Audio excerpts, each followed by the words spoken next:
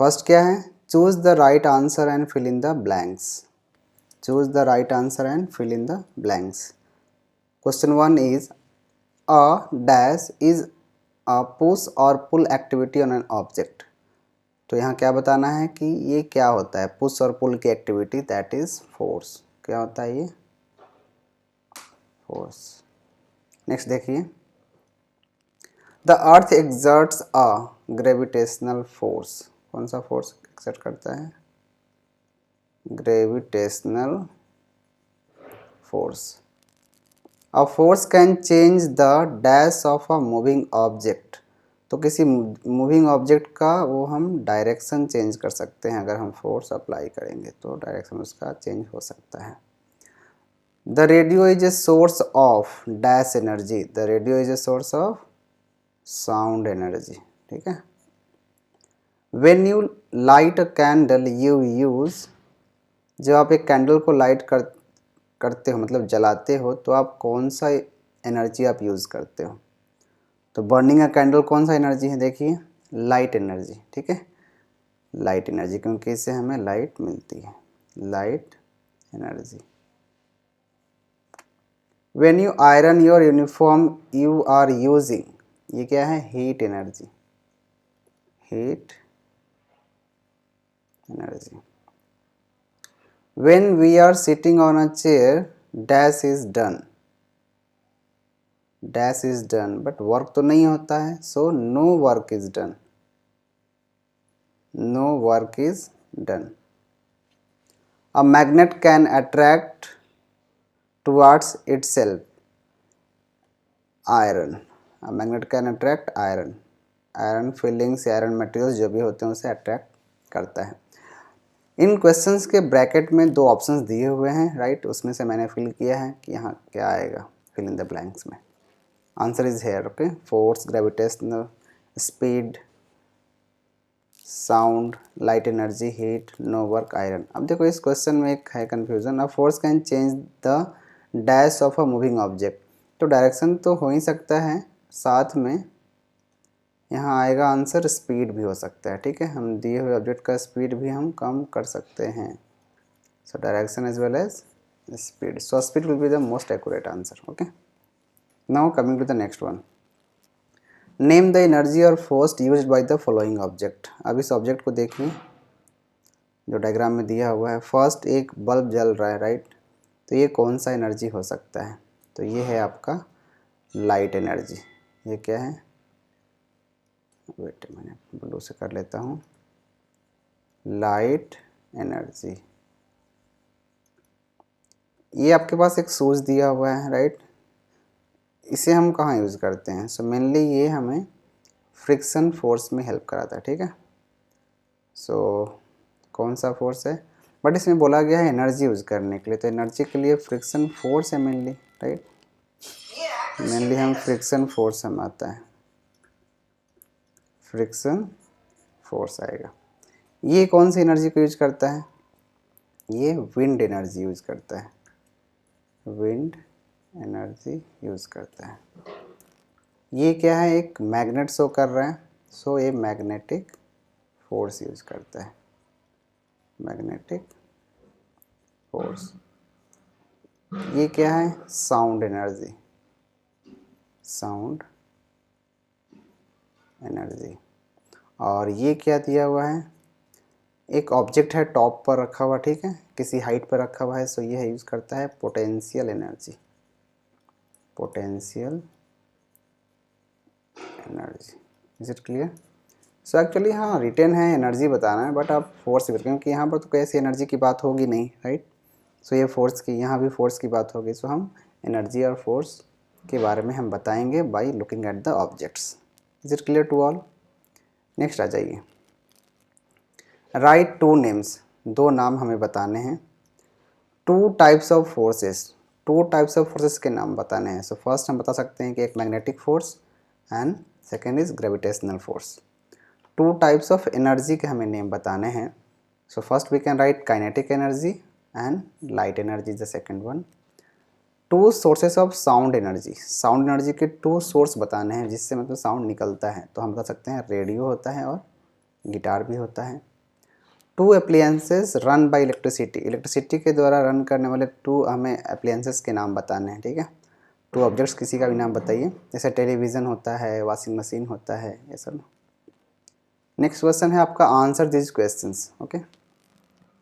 What is force, explain gravitational force. Force क्या होता है और ग्रेविटेशनल फोर्स को हमें एक्सप्लेन करना है।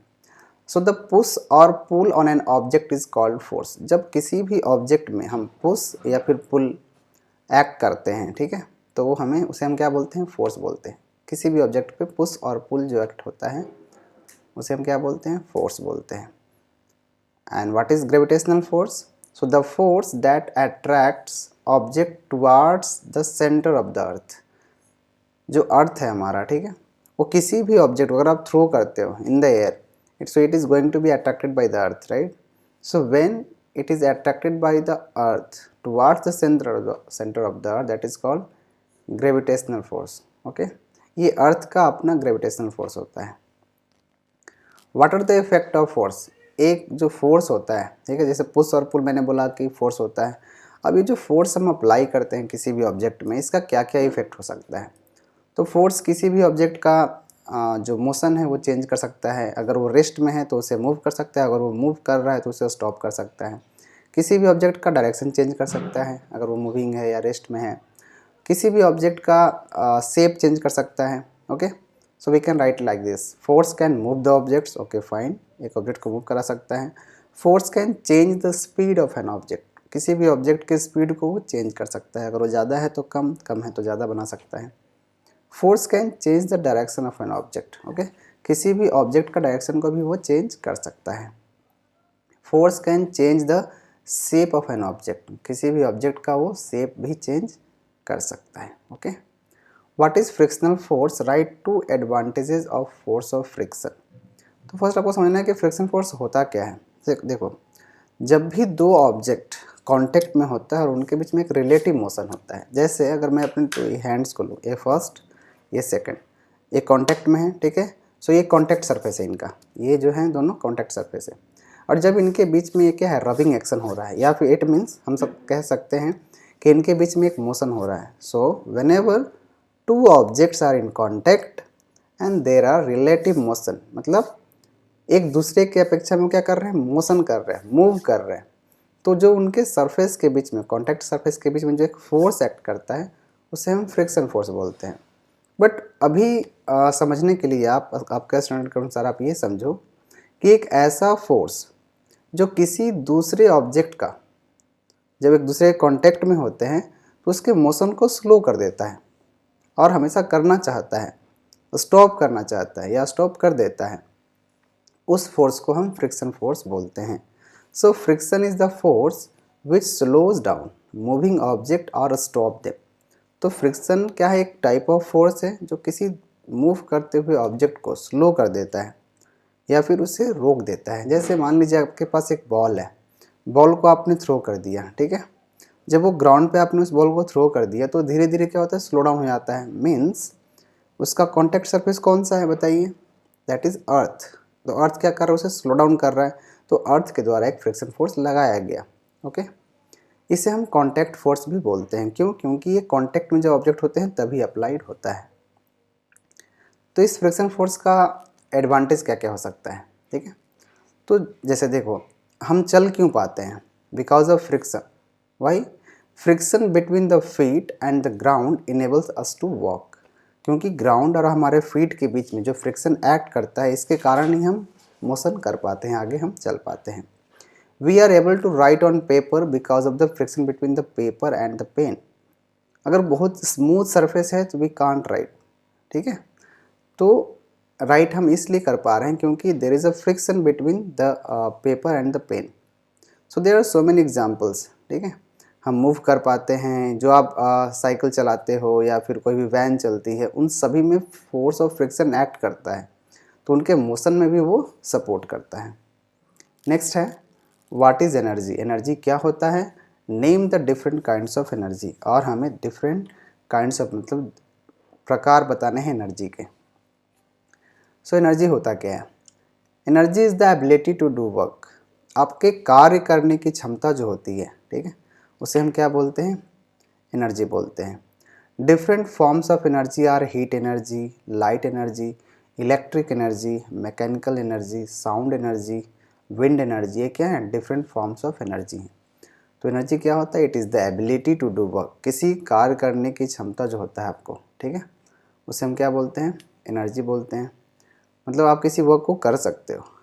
डिफरेंट फॉर्म्स ऑफ एनर्जी क्या क्या होते हैं, हीट एनर्जी होता है, लाइट एनर्जी होता है, electric energy, mechanical energy, sound energy, wind energy. ये सभी क्या हैं, डिफरेंट फॉर्म्स ऑफ एनर्जी हैं। नेक्स्ट है, what is the main source of light energy, name any two other source of light energy. So main source क्या है light energy का, तो जो लाइट एनर्जी का मेन सोर्स है अगर आप देखोगे तो वो सन है, ठीक है, sun is the main source of light energy. Other source of light energy are electric bulb, candle, ये सब क्या है, other sources of light energy है, but the main source will be sun. What is the law of conservation of energy, law of conservation क्या होता है energy का। देखो एनर्जी जो होता है it can never be destroyed, energy को हम नष्ट नहीं कर सकते हैं, it can only be transferred from one form to another form.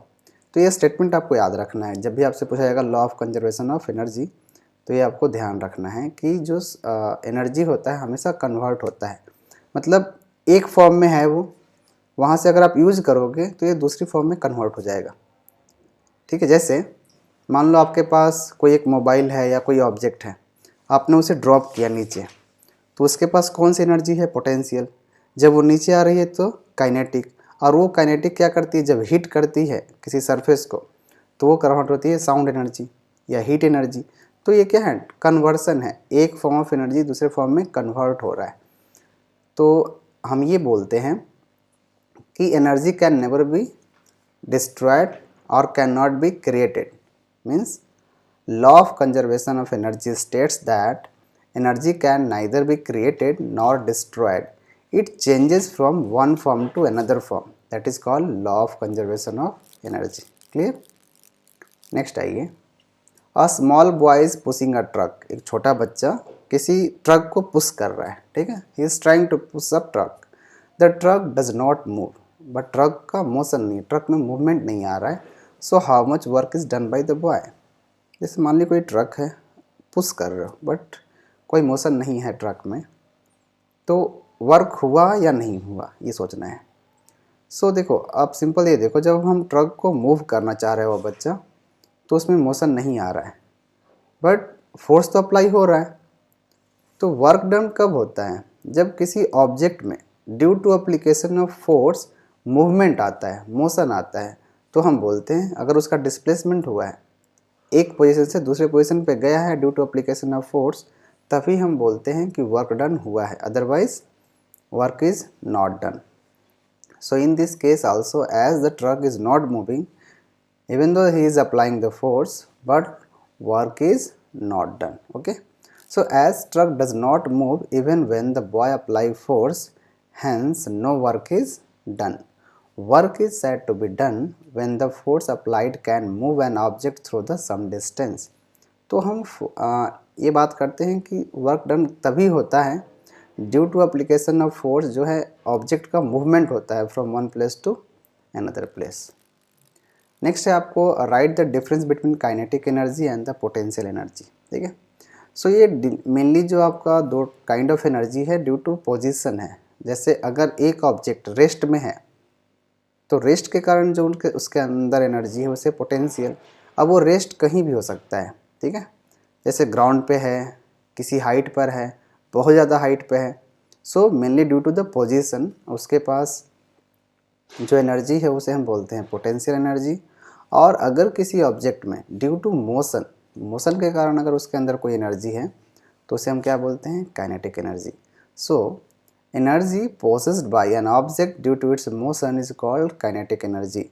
जब किसी ऑब्जेक्ट के द्वारा उसके मोशन के कारण जो एनर्जी बताई जाती है that is called kinetic energy. And energy possessed by an object due to its position is called potential energy. जैसे मैं आपको ये बताऊं कि आप ग्राउंड लेवल से ऊपर जाकर, ठीक है, छत पर खड़े हो, दैट इज़ सो आप वहाँ रेस्ट में हो, आप मोशन में नहीं हो, बट ग्राउंड से सम हाइट पे हो, यस और नो, तो वो क्या है आपके पास एक पोटेंशियल एनर्जी है। बट अगर आप सपोज रन कर रहे हो, ग्राउंड पर अगर आप रन कर रहे हो तो आपके अंदर कौन सी एनर्जी है? काइनेटिक एनर्जी है। Clear to everyone? Okay fine. Now coming to the next, match the following. आपको इसे मैच करना है। फर्स्ट क्या है देखो, मूविंग एयर। तो अगर एयर मूव कर रहा है तो मूविंग एयर के कारण कौन सी एनर्जी डेवलप होती है? ओके, सो एनर्जी मैंने दो साइड रख रखा है, यहाँ भी एनर्जी है, यहाँ भाई थोड़ा सा मुझे चेंज करना होगा। ओके, पुश और पुल क्या है? पुश और पुल आपके पास एक फोर्स है ये, ठीक है, फोर्स को डिफाइन करता है। एबिलिटी टू डू वर्क क्या है? एबिलिटी टू डू वर्क ये एनर्जी होता है। देखो यहाँ पर आना चाहिए moving energy, sorry moving air क्या है? विंड एनर्जी को डिनोट करता है। दैट इज़, अगर आप ये कर दो या फिर ऐसा करो, इसे हटा दीजिए और इसे ले आइए यहाँ पर। मूविंग एयर जो है आपका ये विंड एनर्जी है, विंड एनर्जी, ठीक है। अब देखो नेक्स्ट है आपके पास moving air means wind energy, push और पुल क्या है आपके पास? Force, ability to do work क्या है? एनर्जी, एंड फ्रिक्शन क्या है? Friction is also a type of force but it can stop the moving object also, ठीक है, ये हो गया। एंड मैग्नेट क्या है? ये आपको अप्लाई करता है मैग्नेटिक फोर्स।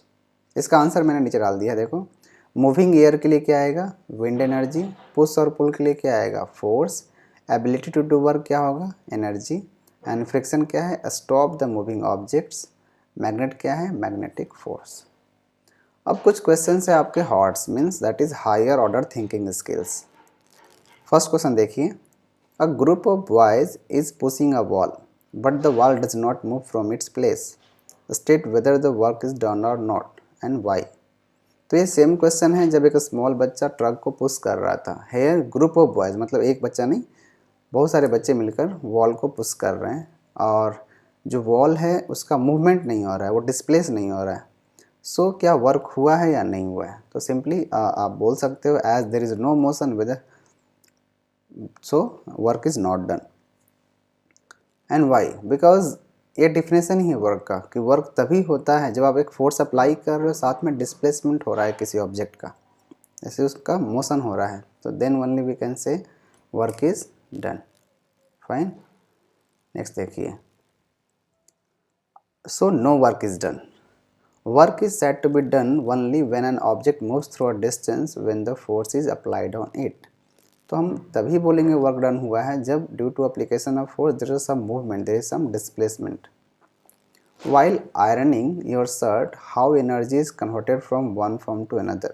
जब आपने शर्ट को प्रेस करते हो, आयरन करते हो, तो कैसे एनर्जी का कन्वर्सन होता है, ठीक है। देखो, तो आपके पास एक आयरन है, आयरन को आपने हीट कैसे किया? इलेक्ट्रिसिटी का यूज़ करके, यस और नो। तब आप प्रेस कर रहे हो, तो मेनली हो क्या रहा है?